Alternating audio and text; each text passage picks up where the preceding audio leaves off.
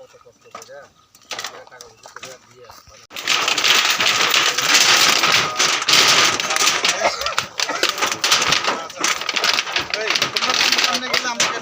Result আউটের পরে রাজ্যের বেশ কিছু স্থানে, শুধু এটা নয়, যেটা শুধুমাত্র এখানে সাউথ ত্রিপুরার এই সাবরুম বিধানসভা কেন্দ্রের 49 নং বুথে নয়, সারা রাজ্যব্যাপী বিভিন্নভাবে একটা সন্ত্রাসের সৃষ্টি বাতাবরণ তৈরি করা হয়েছে।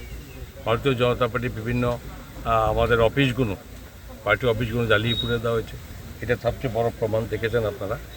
এই অফিসটা আগুন ধরিয়ে দেওয়া হয়েছে এবং বহু বাড়িঘরের উপর অত্যাচার করা হচ্ছে, জবরদস্তি চাঁদা নেওয়ার ব্যবস্থা এরকম করছে।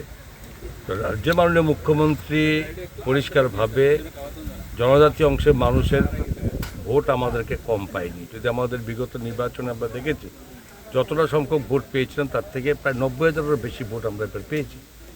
জনজাতি অংশের বিশাল অংশের মানুষ এবার সমর্থন দিয়েছে ভারতীয় জনতা পার্টিকে।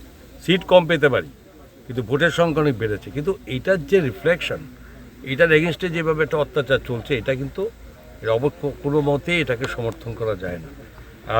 আমরা এখানে বেরিয়েছি সমস্ত আমাদের বিভিন্ন মন্ত্রীরা মাননীয় মুখ্যমন্ত্রীর নির্দেশে রাজ্যের প্রতিটি জায়গায় যেখানে যেখানে আমাদের কর্মীদেরকে মানে আক্রান্ত করা হয়েছে, কর্মীদেরকে আমাদের ক্ষতিগ্রস্ত করা হয়েছে, পার্টি অফিস জ্বালিয়ে দেওয়া হয়েছে, সেই জায়গাতে আমরা ভিজিট করছি বিভিন্ন মিনিস্টার।